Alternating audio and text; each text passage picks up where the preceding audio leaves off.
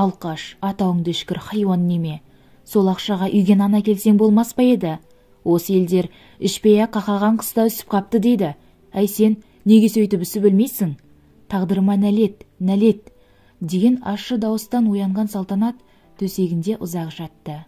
Күніге осы ащы дауыс, күніге у-шу, күніге ащы судан асыра сілтеп кеп, есіктен кіре берісте аунап жатқан әкесі, бақырып-шақырып, қарғап-сілеп жатқан шешесі, қолдарына нан ұстап алып жүгіріп жүрген бес бауыры. Ех, қажытты мені мына өмір, деп күрсіне төсегінен тұрған Салтанат тағы да терезеге көз тастап ұзақ отырды. Салтанат сыныбындағы үздік оқушы. Қоғамдық жұмысқа белсенді араласатын бұл қызды көре алмай көз түрткімен, сөз түрткі қылатын ауыл әкімінің қызының сыныбында оқиды. Әкесінің арқасында 4 пен 5-тікті алып жүрген Гүлмираны Салтанатпен салыстыруға да келмейтін еді. Өзінен оза шапқанын күндейтін бұл Гүлмира әрдайым Салтанатқа әкесінің алқаш, шешесінің тиын тебен үшін әркімнің кір қоңын жуып, жиындарда ыдыс-аяғын жуып, көпшіліктен қалған тамақтарды салып әкетіп, 6 баласына талғажау ететінін бетіне басып талай жылатқан. Осыдан мектепті бітірсем, қалаға кетемін, ешқашан келмеймін ауылға, әбден шаршадым, деген қыз жолай келе жатып әкесінің жол бойындағы арықта құлап жатқанын көріп, одан бетер көңілі түсті. Мектептен шыққанда артынан еріп келе жатқан Гүлмираға ол жақсы жаңалық болып, Салтанат, әкеңді ап кетпейсің бе? Тойып алып арықта жатыр. Осындай әкеден тәрбие алған қыз қандай қыз болады екен? Менің әкемді көрмейсіңдер ме?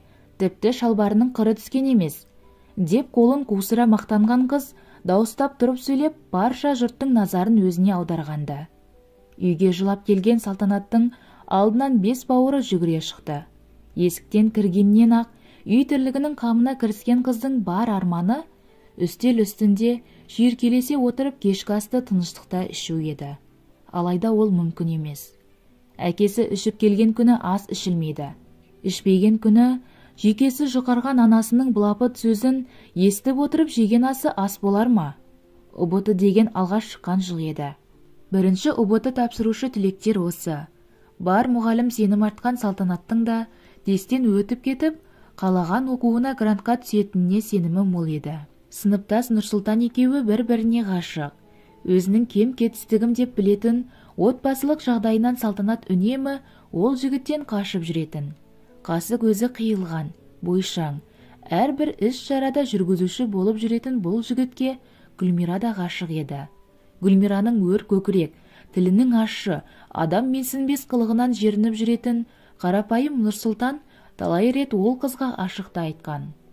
Мен Салтанатты ұнатамын, себепсіз үй телефонына қоңырау шала бергеніңді қой, қыз баласы емессің бе, ұят, деп жекіп те тастаған. Оны тыңдар құлақ бар ма? Әрдайым Салтанаттың абыройын бар сыныптастарының арасында төгіп, талай рет жылатып тастаған. Салтанаттың әбден намысына тиіп, өзін бағаламауын жүрегі мен миына сіңірген Гүлмира, уақыт өткен сайын ол қылығын үдетпесе кеміткен жоқ. Барлық нәрсеге өзін лайықсыз сезінген қыз, дел сал болып өзін-өзі зорға сүйретіп жүреді. Бар арманы грантқа оқуға түсіп, мына ауылдан кету. Салтанаттың өзінен 2 жас үлкен ағасы да бар. Мектепті аяқтаған соң жүйкесі жұқарған анасы, қайда барсаң онда бар, кет, өз наныңды өзің тауып же, сені асырайтын шамам жоқ, деп үйден қуғандай қылып, мектеп бітіре сала жіберген. Әр қалада бірде жүк тасушы, бірде құрылысшы, бірде қарауыл болып жан бағып жүрген ағасы соңғы 2 айда мүлдем қоңырау соққан жоқ. Әкесінің арақтан басқа ойлайтыны жоқ. Анасының шапылдап ұрысқаны, ол баланы іздеп, уайымдап жатқан әке мен шеше жоқ. Аман болса екен, бір жерде тоңып қалмады ма екен? Бір жерде қарны ашып қалмады ма? Аман жүрсінші ағатайым, деп тілеуін тілеп жатып ұйқыға кетеді. Мектепке барса, күндесіндей болып алған қыз. Үйіне келсе үй тірлігі. Айқай шудан қажыған қыз, кейде өлгісі де келетін. Бір күні ұбт дайындығымен кеш қарая мектептен қайтып келе жатқан қызға Нұрсұлтан қуып жетіп, екеуі жолай біраз сөйлесіп келді. Салтанат, неге үнемі көңілсіз жүресің? Деген жігіт жайлап қолынан ұстады. Жай тесті ойлап жүрмін, деп бірден қолын тартып алды. Мен сені ұнатамын, біраздан бері, білесің, неге менен қашқақтайсың? Деді қап-қара қою, ұзын шашынан ұстап. Не ғой, білемін, бірақ... Деп сасқалақтап қалған Салтанаттың жүрегі аузынан шығып кетердей алқынып кетті. Маған титтейде сезімің жоқ па? Маған сенің қарапайымдылығың, сұлулығың қатты ұнайды. Егер бетімнен қақпасаң, бірге бір қалаға оқуға түсейік. Оқу бітіргесін үйленгім келеді. Деген жігіттің сөзін шаңқ кеткен дауыс бөліп жіберді. Есік алдына да жетіп қалған екен. Салтанаттың анасы екен. Әй, неғып тұрсың? Жүр үйге. Немене, жігітпен кездесетін жасқа жетіп қалдың ба? Қарай көрің мұны. Ертең сорма ішің шермейіп отырма? Өй, оңбаған, бұл қайсың ей? Деп жігітке жақындай бергені сол еді. Нұрсұлтан теріс қарап жүгіріп кетті. Үйге кірген соң айғайлап бажылдап жатқан анасын құлағына да іліп отқан жоқ. Бар ойы Нұрсұлтанда. Неткен жағымды дауыс, жағымды иіс. Деген Салтанат Нұрсұлтан ұстаған шашынан қайта-қайта ұстап, өз қиялына ерік беріп, еріксіз жымиып отырды. Араға тағы 2 ай салғанда ағасы қоңырау соғып үйленетінін жеткізді. Ойбай көтек, не дейді? Ендігі жетпегені сен едің. Өз ақшаңды өзің тап. Сені үйлендіріп, қалың малыңа беретін ақшам жоқ. Деп анасы тағы да ат тонын ала қашып, қарғап сілеп ойбайлап отыр. Ешкімге салмақ салмаймын. Азын-аулақ жиған тергенім бар. Несие аламын. Деп анасын сабырға шақырды. Баласы келместен бұрын-ақ онсыз да ащы суға үйір әкесі жер жаһанға хабар жіберіп тойлап кеткен. 1 аптадан соң келінді алып келген. Сол күннен бастап-ақ анасына жақпады. Аяғы ауыр екен. Салтанаттың ағасы Самат пәтер жалдап тұрғанда осы қызда бірге тұрыпты. Бірге құрылыста істейді екен. Онсыз да жүйкесі сыр берген адуынды әйел енді келінге де жекіп сөйлеп әбден қитығына тиді. Ауылда 1 ай боламыз деген балалар 2 аптаға жетпей ешкімі жоқ қалаға тағы аттанды. Сол 2 аптада не болмады десейші? Байға тиюді, 2 қабат болуды білесің, нан ашытуды білмейсің. Шешең үйретпеді ме? Деп енесі ащы сөзімен жанын ашытатын жас келіннің. Салтанат жеңгесіне қамқор болып барынша тірлікті бірге жасайтын. 2 аптада зығырданы қайнаған Самат бет ашар, артынан киім әкелу, келіннің қолынан ағайын туыс көршілерге шай беру деген сияқты жөн жоралғысы біткенше жұбайына басу айтса да, іштей намыстанып көп ұзамай қайта қаласына аттанды. Салтанат тестке күндіз-түні дайындалды. Алайда бақ шабама, бап шабама деген. Тестке кіргеннен сасқалақтап есі шыққан қыз оқуға түсер бал жинай алмай тағы күңіреніп күйзеліске түсті. Демеу болар анасы жерге тығып әлек. Әкесі сол баяғы көшеде аунап жатыр. Арағын ішіп жүр. Салтанаттың салы суға кетті. Небәрі 1 ғана бал. Тағдырын шешкен 1 ғана бал. Көп балалы отбасыдан шыққан деген құжатын ұстап, анда барды, мұнда барды, еш нәтиже жоқ. Демеу болудың орнына анасы, жігітпен жүргенше сабағыңды оқысаң етті, сауап, ертең байға тиесің, әкең сияқты шүйке басқа, отырасың мен ұқсап, деп жанын одан бетер жаралайды. Нұрсұлтан да түсе алмады оқуға. Кешкілік кездесуге өзеннің жағасына Салтанатты шақырған. Анадайдан етегі желбіреп, ұзын шаштары желмен есіп, аяқтарын жылдам-жылдам басып, жымия жақындады. 2 қолынан ұстаған Нұрсұлтан жайлап бауырына басты. Мен әскерге кетемін, сенші? Деді бір-бірімен ұзақ құшақтасқан ғашықтар, көк шөпке отырып. Білмеймін, қалада жұмыс іздейтін шығармын, сырттай ақылы бөлімге тапсырармын, немесе ректорлық гранттары бар университетті аралап көремін, деді мұңая алысқа көз тастап. 1 жыл шыдашы, келген соң үйленеміз жаным, бізде бәрі жақсы болады. Алла қаласа әскери билетімді алып келген соң, мен де жұмысқа орналасып сырттай оқимыз, деп салы суға кеткен Салтанатты жұбатып, қолынан ұстады. Күтем жаным, бірақ ауылда болмасым анық. Анамды білесің ғой, ертең-ақ ағамды қуғандай асырамаймын ба салып үйден кеткенше асықтырады. Деген қыз көзіне жас алды. Қалада не істейсің? Таныс ортаң да жоқ. Қайда барасың? Ағаңа ма? Жоқ, оған бара алмаспын. Өз күнін зорға көріп жүрген жас отбасылар. Оның үстіне жақында сәбилі болады. Артық салмақ салғым келмейді. Бұйырғанын көрермін. Сен мені уайымдама жаным, деп нәзік саусақтарымен бетінен сипады. Ұзақ қимасты қоштасудан соң 2 ғашық 2 жаққа тарасты. Анасы Салтанат айтқандай-ақ, кет те кетке салынды. Сені асырауға шамам жоқ, өз күніңді өзің көр, деп қақылдап құлақ етін жеді. Таңмен таласа оянған Салтанат жүгіріп Нұрсұлтанның үй жағына барды. Шығып барады. Әскерге аттанғалы жатыр. Қасында әкесі бар. Жүгіре келген Нұрсұлтан артық сөз айтуға уақыты болмай, тек маңдайынан иіскеп сүйіп, күт мені жаным, үйленеміз, деп айтып қана үлгерген еді.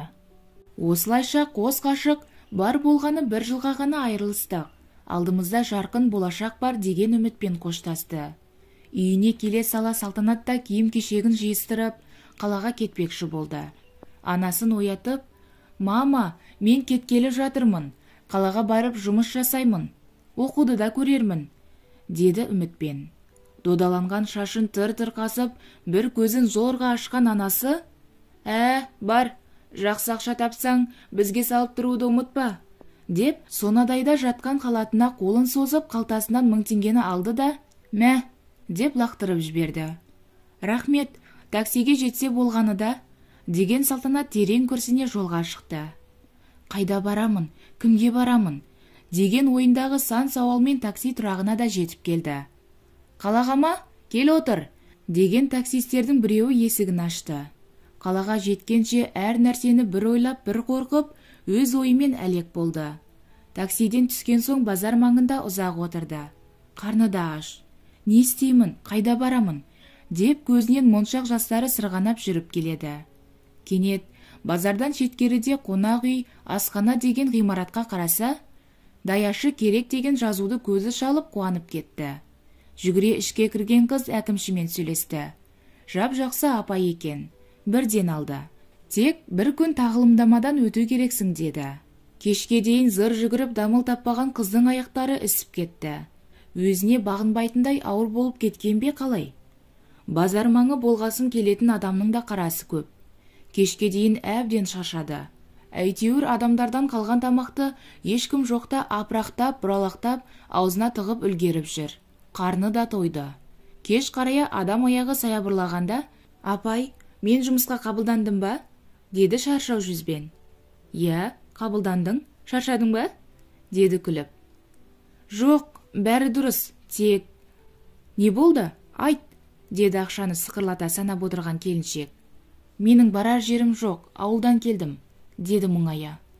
Таңғала қараған бастығы, «Жарайды, бүгінше менің үйіме бара тұрарсың.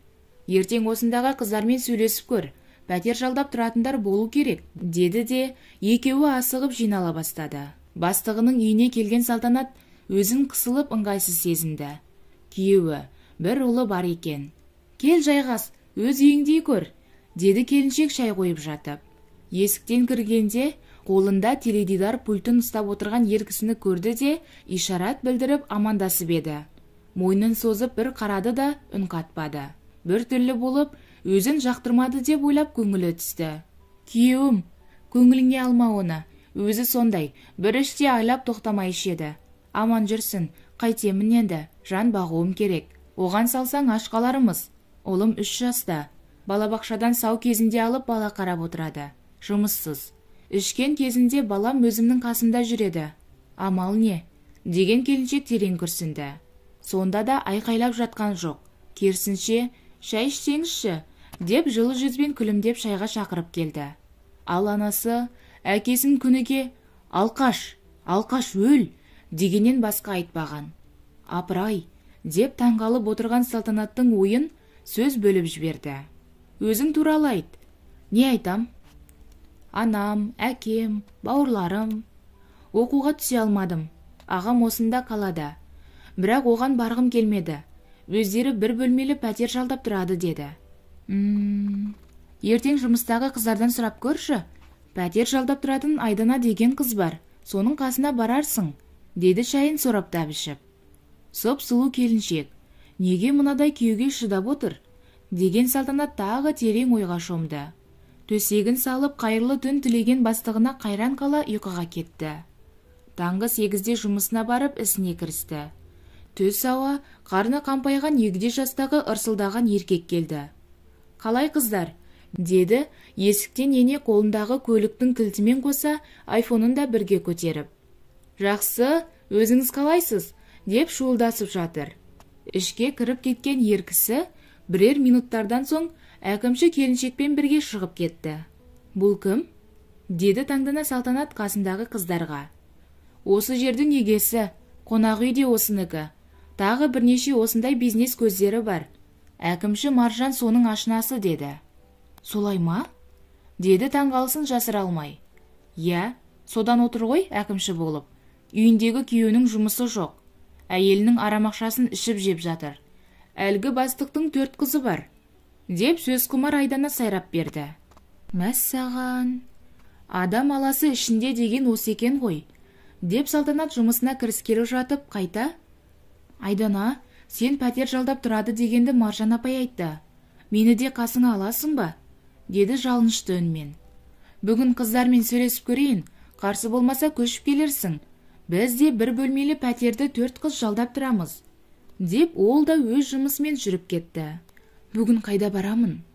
Деп тағы көңілі түсті. 2 сағаттан соң көңілді келген бастығына. Маржан апай, мен осында қонсам бола ма? Үй тапқанша. Стөлдерді қосып жата тұрамын, деді мұңая. Жарайды, тоңбасаң болғаны, деді өзі көңілді жүрген келіншек. Түні бойы көзіле алмай жылаумен шыққан Салтанатқа стөлдерде беліне батып әбден әбіржіді. Таңмен таласа асхана үшін мұнтаздай қылып тазалап қойды. Бұл әкімші Маржанға жағып, мұнан кейін күнделікті алатын 1,5 мың теңгесіне 800 теңге қосып беремін, тазалап отыр деді. Осында тұруға да рұқсатын берді. Пәтерге артық ақша шығармаймын, деп қуанған ауылдан келген аңғал қыздың алдағы өміріне, осы асханаға ешкімнің қарауынсыз қонуы үлкен зардабын тигізетінін кім біліпті. Әкімші Маржан жас қызға жаны ашып өз үйінен көрпеше мен көрпе әкеп берді. Сол аралықта талай рет қарны қампайған бастығы келіп кеткен. Қыз құмар, қарны салбыраған еркектің сұлу, бұрымды қызға да көзі түсіп жүрген. Мұнда тұрып жүргеннен де хабардар. Бір күні ойында ештеңе жоқ аңғал қыз жұмыс орнының есігі мен терезесін ашып болын сүртіп жатқан еді. Әлгі бастығы кеш қарая кіріп келді. Сәлеметсіз бе? Маржан апай қайтып кеткен еді деді. Сәлем, білем, деді терезелерді жауып жатып. Ашық тұра берсінші, майдың иістері шықсын, ауа тазарсын деп ашып едім, деді әрі қарай ісін жалғастырып болын жуып жатып. Жоқ, жабылсын, деп есікті тарс еткізіп құлттап үлгерді. Қыз шошып кетті. Іші жамандықты сезіп үлгергендей. Я, әңгіме айт, деді жамбасынан бір ұрып. Оныңыз не? Деп есікке қарай жүгіре берген нәп-нәзік қызды оп-оңай көтеріп алып ішкі бөлмелерге қарай кіріп кетті. Асханадағы үстелге атып ұрып, көйлегін жырта жұлқылап шешіп жатты. Бар даусымен көмектесіңдер, деп шыңғырған қыздың аузын бірде қолымен жауып, бірде бетінен шапалақпен ұрып, өз дегенін жасап, үхілеп-әхілеп шығып кетті. Біттім мен, біттім, деген қыз орнынан тұрып сүйретіле есікке жетті. Не істедім мен? Енді Нұрсұлтанға не бетімді айтам? Мені зорлады десем кім сенеді? Деп жерге сол кете отыра кеткен қыз өз-өзінің шашын жұлып, тепкіленіп ұзақшылады. Өмірден баз кешкендей, бір сәт өлгісі келіп сірке суын ішіп көрмекші болды. Жан деген тәтті болар ма? Қайта тастады. Өз-өзін жұлқылап жұлып ұзақ жылады. Қорған болар әкесі, демеу берер шешесінің сиқан ау. Оқуға түсе алмағаны тағы бар. Не жаздым? Деп аласұрған қыз, өмірде жанашыр ешкімі жоқ, бейбақ екенін сол кезде жүрекпен сезініп жанына батқан кез еді. Енді қайда барамын? Деген ой маза бермей, есік алдында жылап отырған күйі таң атты. Есік алдында ұзақ жылаған күйі таң атқанында білмей қалды. Ендігі Маржанда келу керек. Мұны естісе не дер екен? Әлде оны да осылай зорлады ма екен? Айтсам ба жоқ па? Деген ойы сан сақтағы қыз бір сәт ойына, қайда барамын? Анама айтсам, өз туған шешемдей емес, өгей шешемдей бетіме салық қылары анық. Маржанға айтсам, мені жұмыстан қуып шықса қайтем? Жоқ, ешкімге айтпау керек. Тек бұл жерде енді тұруға болмайды. Бастығым шығарып жібермесе болды. Осында істей беремін. Деп дереу есін жиып, шашын тарап, киімін ауыстырып ретке келді. Бұл сәтте Маржан емес, әлгі еркек Дархан келді. Қатты мас. Түнде қызды зорлағанда да мас еді, бірақ мұншалықты емес. Есікті сындырып жіберерде қатты соққылады. Қорқып тұрған Салтанат ашпаймын десе де, тиіспеймін деп ашқызып ішке енді де: «Қане сұлу қыз, қалай, ұнады ма? Бұлай тәп-тәуір қыз сияқтысың. Менімен қарсыласпай көңіл көтеріп тұрсаң, мұнда қонбайсың. Жайлы үйің болады», деп бетінен ұстап еді. Салтанат қағып жіберіп шығып кетті. Есік алдындағы қара джипіне мінген үлкен қарын зулап кетіп қалды. Айдана жұмысқа келе сала: «Мені қасыңа алшы пәтеріңе, өтініш», деп жалынды. «Не боп қалды? Қыздардың біреуі жақында кету керек. Сол кезде болмаса, қазір онсыз да көппіз, ренжімеші», деп ол да өз жөніне кетті. Бар өмірі осы базар маңындағы асханаға байланып, Салтанат осы жерден басқа жаққа жұмысқа кетсе, аш-жалаңаш, жұмыссыз қалатындай бұл жерден кетпеді. Ауылдан келген аңғал қыздың аңқаулығы, басқа жақта да өмір бар дегенге миы сенбеді. Ара-тұра, ара мойын қарсылығына қарамай, іске асыратын әлгі еркекке де ойы үйрене бастағандай. Бұл жағдайды білмесе де, көңілдесінің ойының жас қызда екенін байқаған әкімші Маржан да Салтанатты түртпектеп тиісе беретінді шығарды. Маржанның түртпектеуі Салтанатқа оңай тиген жоқ. Онсыз да адамдардың түртпектеуі мен кемсіткеннен шаршаған қыз ашынып кеткенде еді. Бір күні қожайын Дархан келді. «Қалайсыңдар қыздар?» деді әдеттегіше домбалдай қолын айфонмен қоса көтеріп. Қыздар шуласып амандасып жатыр. Әкімші Маржанның кабинетіне кіріп бара жатқан бастығын тоқтатқан Салтанат: «Сөйлесе аламыз ба?» деді.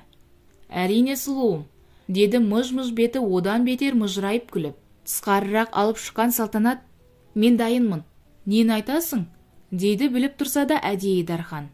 «Онсыз да нем қалды? Сенің көңілдесің болуға дайынмын. Бірақ маған пәтер жалдап бересің, және осы жерге әкімші қыласың», деді сұқ саусағын шошайтып. «О не дегенің сұлуым?» «Әрине», деп шашынан иіскемекші болып еді, қолын қағып жіберіп кетіп қалды. Онсыз да Маржаннан жалығып, бәлеге қара таппай жүрген Дархан енді жас қызбен көңіл көтеретініне мәз болды. Маржанның кабинетіне кіре сала: «Бүгінгі табыс қанша?» деді. 228 мың. Әлі де келіп жатыр адамдар. Кешке дейін 500 боп қалады, деді тықылдатып, алдындағы есептеуіш құралын басып жатып. «Өзіңе ал бәрін», деді Дархан мұрнын қасып. «Рас па? Кеше бір алтын білезік көріп едім. Рахмет жаным», деп мойнына асыла бергені сол еді. «Доғар, қайт үйіңе. Енді мұнда жұмыс істемейсің», деді көзіне тіке қарап. «Не үшін? Не істеп қойдым мен? Қайда барам мен? Ұлымды қалай асыраймын?» деген Маржанның көзінен мөлт-мөлт жас тамды. «Білмеймін. Тез шықшы», деді де сөмкесін қолына ұстатты. Мұның бәріне Салтанаттың тікелей қатысы бар екенін білген Маржан: «Баста, осының ойы бар екенін сезген кезде-ақ құртуым керек еді ол ауыл байқаны», деді тістене. Дархан есікті ашып: «Салтанат», деді айқайлап. Балпаң басып, екі қолын қусыра жеткен Салтанатқа Маржан бас салды. «Ақ салдақы, осыма көздегенің? Тамағымды ішіп табағыма түкірдің бе?» деп шашын жұлып жатты. Зорға ажыратып алған Дархан Маржанды сүйреп тысқа шығарып жіберді. Жұмысшы қыздар мен аспаз апайлар өзара шүйіркелесіп, өсек сөз гуілдеп кетті. Маржанның орындығына керіле созыла отырған Салтанат жеңіске жеткендей масаттанды дерсің. Өмірдің өзі аңғал қызды қатайтып жібергендей. «Жаным, сұлуым, сен үшін бәрін жасаймын», деп тамағынан иіскеген Дарханды жек көріп жиіркенсе де, ол да амалсыз құшақтағансыды. «Көрсетермін саған, өмірімді өксіткенің үшін өшімді алармын доңыз», деп тістене өз оймен әлек болып жатқан қызға иіскелеп жабысып әлек еді.